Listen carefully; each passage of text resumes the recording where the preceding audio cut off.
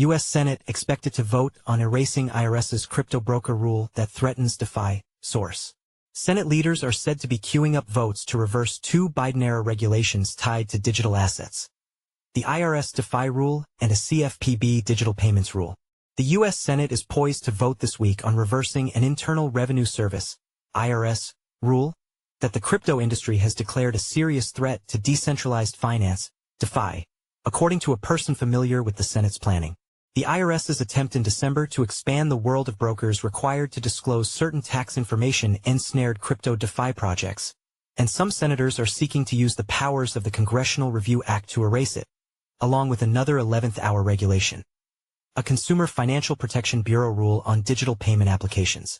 Senator Ted Cruz introduced a CRA resolution to throw out the IRS work, and Senator Pete Ricketts is behind the CFPB resolution, both of which are being programmed for action this week, the person said. The Biden administration did everything it could to stifle financial innovation in the United States, threatening to send digital asset companies overseas, Majority Leader John Thune said in a statement. The Senate is working to undo these burdensome regulations, one at a time, to restore financial freedom for the American people. The House Financial Services Committee moved last week to send a matching IRS resolution to the House floor for a vote, and a Senate action would further propel the effort, which needs approvals in both chambers and a presidential signature before it becomes law. In a midnight move, the Biden administration issued their decentralized finance rule, which directly and immediately would harm American cryptocurrency innovation and drive development overseas, said Cruz, the Texas Republican leading the charge against the IRS rule. This week Congress will vote on my resolution to rescind that regulation. I'm confident we will. Such reversals of federal agency rules must happen under tight timelines, because removing the work of the regulators is governed by deadlines in the CRA, based on a limited window of legislative days since each regulation was approved.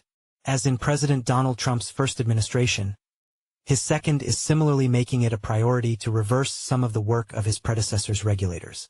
The CFPB rule calls for large tech companies that offer digital wallets and payment apps and process a high level of consumer payments, including such giants as Apple, Amazon, and Google, to be regulated more intensively, like the big U.S. banks are.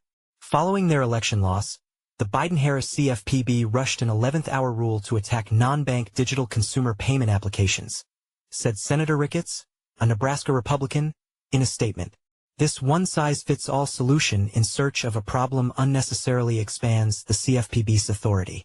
Our legislation eliminates barriers to innovation, cuts red tape, and supports our job creators. These two rules, finalized in the last days of the administration of President Joe Biden, came from a pair of entities that have been bright on Republican lawmakers' radar: the IRS and CFPB.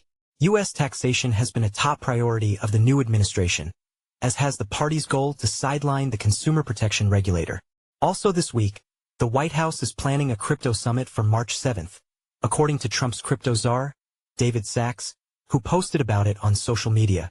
The announcement said it will include founders, CEOs, and relevant regulators.